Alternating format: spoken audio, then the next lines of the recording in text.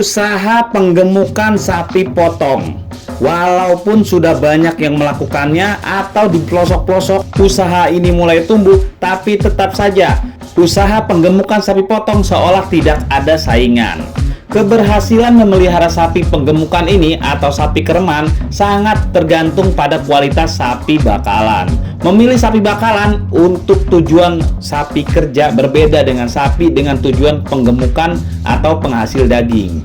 Untuk memilih sapi yang baik diperlukan keterampilan dan pengalaman. Adapun tujuan pemilihan sapi bakalan adalah untuk mendapatkan sapi yang akan digemukkan dalam waktu yang singkat untuk menghasilkan kualitas daging dan berat badan yang maksimal pada periode tertentu atau waktu tertentu.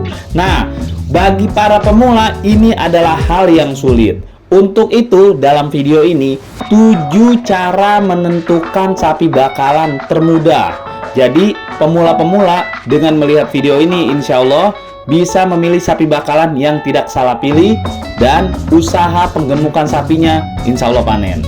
Apa saja 7 hal tersebut? Yuk kita cek.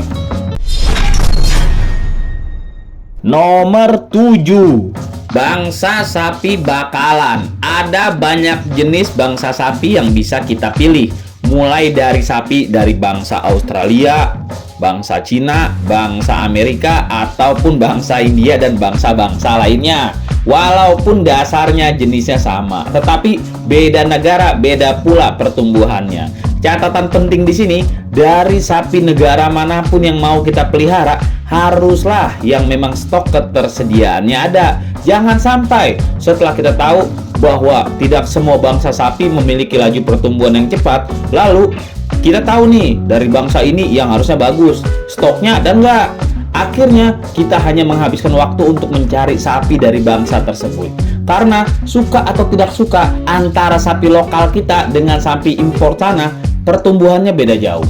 Tidak dapat dipungkiri kalau sebenarnya sapi-sapi luar negeri memiliki pertumbuhan bobot badan yang jauh lebih tinggi dibandingkan sapi lokal. Mereka jauh lebih cepat dan lebih cepat beratnya juga kalau dibandingkan dengan sapi lokal kita dalam hal yang sama nih. Waktunya sama, pakannya sama. Namun begitu, sapi lokal jauh lebih unggul dalam hal ketahanan. Sapi lokal kita nih lebih kuat beradaptasi dengan kondisi lingkungan Indonesia serta pakan berserat kasar. Bahasa mudanya, yang lokal tidak terlalu memengan atau rewel. Daya tahannya kuat, tidak sulit perawatannya, ini itu sapi lokal nih. Lagi pula, sapi lokal terlihat lebih kokoh, kuat dan gagah. Meski mungkin postur tubuhnya lebih kecil dibandingkan yang luar. Nomor 6, bentuk tubuh sapi bakalan proporsional. Sekali dilihat saja kita sudah harus tahu apakah sapi ini bagus atau tidak bentuk tubuhnya. Pembelajaran dasar untuk pemula untuk melihat dan menentukan sapi ini proporsional atau tidak tubuhnya bisa dilakukan dari 2 hal. Pertama, perbandingan tinggi sapi lebih kecil daripada panjangnya. Artinya apa? Kita tinggal lihat saja dan pandangi dengan seksama berapa tinggi sapi tersebut dan berapa panjang tubuhnya. Tidak perlu diukur-ukur karena kita bisa malu di depan si penjualnya. Kita amati sepintas saja, namun teliti. Seumpama tinggi sapi ini dari tanah sampai punggungnya 1 meter, maka panjang tubuhnya dari kepala sampai ke belakang ini haruslah 1,5 meter. Jangan sampai tingginya semeter, panjangnya semeter juga. Udah macam kotak peti buah persegi gitulah. Yang kedua, tinggi tubuh bagian depan dan belakang sama. Jadi kalau kita lihat bentuk sapi ini secara keseluruhan dari depan sampai ke belakang, ini haruslah sama rata. Jangan sampai bagian depan kepala tinggi, bagian belakangnya rendah seperti orang dangak, atau sebaliknya, bagian kepalanya rendah, bagian belakangnya tinggi, udah kayak sapi nonggeng gitu. Jangan juga dibeli sapi macam begini. Nomor 5, waktu pembelian bibit bakalan sapi. Hal yang penting ketika kita ingin membeli bakalan sapi adalah tentang waktu memilih yang tepat. Kapan kita waktu membeli bakalan sapi? Seperti yang kita ketahui, ada beberapa alasan mengapa peternak membeli bakalan sapi. Bisa jadi karena baru ingin memulai usahanya untuk yang mau ternak sapi, atau stok sapi bakalannya emang udah kosong di kandangnya. Atau bisa juga cuma sekedar ingin nambah stok buat bakalan sapi yang ada. Bagi sebagian peternak, terlebih yang masih pemula nih, membeli bakalan sapi tentunya bukan hal yang mudah dan tidak bisa terburu-buru. Apalagi bakalan sapi bukanlah hewan yang harganya murah gitu. Itu udah harga mahal, pasti jutaan. Untuk mengetahui waktu membeli bakalan sapi yang tepat, sebisa mungkin kita menghindari saat-saat permintaan bakalan sapi tinggi. Seperti halnya nih, waktu baru habis Idul Adha, baru habis Lebaran Haji. Pada momen tersebut, kemungkinan para peternak banyak yang membutuhkan bakalan sapi baru untuk mengisi kekosongan kandang sapi mereka, karena sapi mereka habis dijual menjadi sapi potong di Idul Adha sebagai hewan kurban.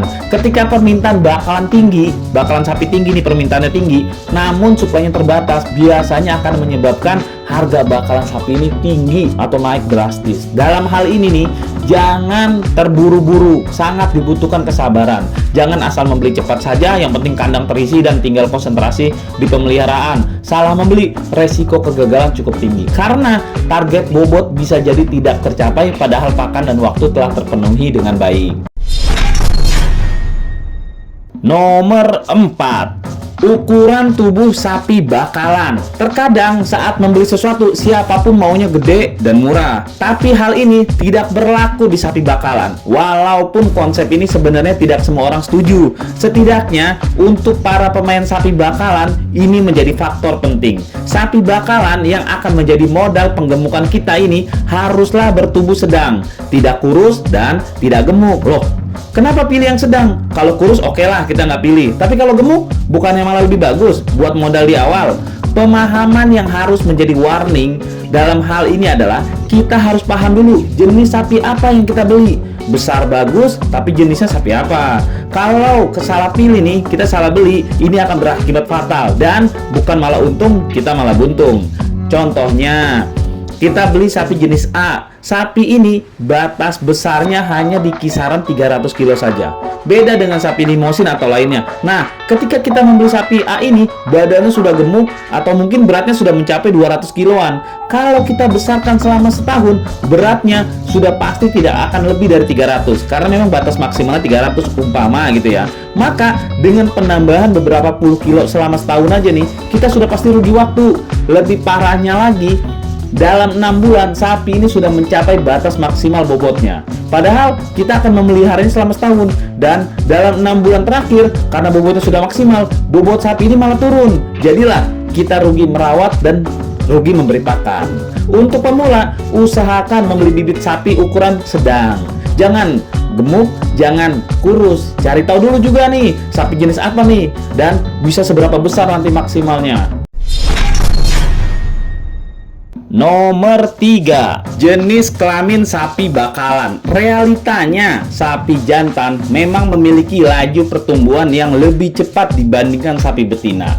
Walau dengan perbandingan usia yang sama, pakan yang sama, dan perawatan yang sama, sapi jantan pasti tumbuh melebihi yang sapi betina. Itu sebabnya banyak peternak yang menggunakan sapi jantan untuk dijadikan sebagai sapi potong. Selain bobotnya lebih untung, ketika hari raya kurban pun pasti dicari orang lebih mudah untuk dijual. Sementara sapi betina hanya bisa diandalkan untuk sapi potong dan indukannya saja. Tidak bisa untuk sapi jual hari raya kurban. Alhasil orang banyak pun lebih memilih sapi jantan untuk penggemukan.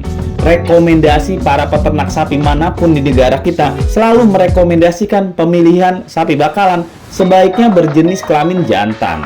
Selain dipercaya sapi jantan pertumbuhannya lebih cepat dibandingkan sapi betina, entah kenapa dalam hal penyakit pun sapi jantan lebih tahan banting. Sebenarnya hal ini bagus karena dengan penggemukan sapi potong memilih yang jantan, otomatis yang betinanya akan dijadikan indukan terlebih dahulu. Pemerintah pun menganjurkan hal tersebut karena untuk mencegah pemotongan ternak betina yang berusia produktif. Sapi betina biarkan melanjutkan takdirnya sebagai orang tua, punya anak, dan menghabiskan waktu masa produktifnya. Lalu setelah akhir barulah kita potong. Nomor 2, nafsu makan sapi bakalan harus tinggi. Ini hal yang utama. Jangan sampai sapi yang kita beli agak ogah-ogahan dalam hal makan. Bagaimana sapi ini mau makan banyak dan doyan dengan pakan yang tersajikan kalau memang dia bawaannya udah ogah makan. Hal ini harus benar-benar kita perhatikan ketika awal kita membeli. Seperti manusia aja, ada yang memang doyan makan, ada yang biasa saja, atau yang hanya makan sekedarannya aja. Ingat, gemuk tidaknya sapi, tercapai tidaknya pembesaran kita, semua berawal dari doyan atau enggaknya mereka makan. Ketika kita membeli, jangan terpengaruh ocehan si pembeli. Oh, ini baru habis makan nih, rada kenyang, maka tuh dia rada ogah-ogahan makannya. Atau pokoknya dengan bahasa-bahasa lainnya. Sabar aja, sapi makan sehari 3 kali. Yang biasa dipelihara dalam kandang nih, jam 8 pagi, jam 12 siang, dan jam 5 sore. Biasanya sapi yang rutin makan di dalam kandang nih, kalau emang ini sapi peliharaan dengan baik, pasti dia akan merasa lapar jika sudah waktunya makan. Kalau kita mau beli, kita tungguin aja nih sampai jam 12, kita tunggu nih sambil ngecek bagaimana respon sapi nih terhadap makan. Nafsu tinggi, biasa aja atau standar-standar aja.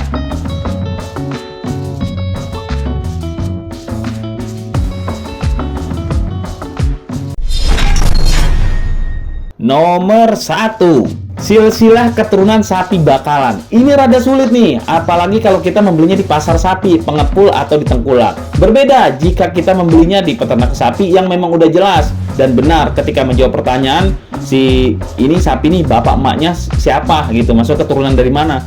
Akan lebih baik lagi kalau kita mengetahui silsilah si bakalan sapi ini.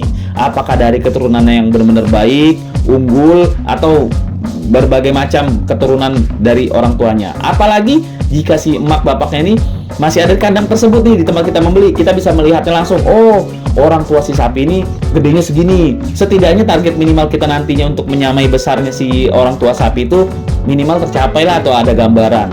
Jangan beli ketika kita melihat langsung si orang tuanya kecil, atau kalaupun besar ternyata kurus dan gak menarik lainnya, jangan dibeli. Keturunannya udah gak bener, cari lagi yang lain. Mengetahui silsilah sapi akan lebih membuat kita yakin kalau kita telah membeli bibit yang tepat. Pasti kita semua paham, babat, bibit, bobot, bebet, dan lain-lainnya pasti mempengaruhi harga jual kualitas si hewan tersebut.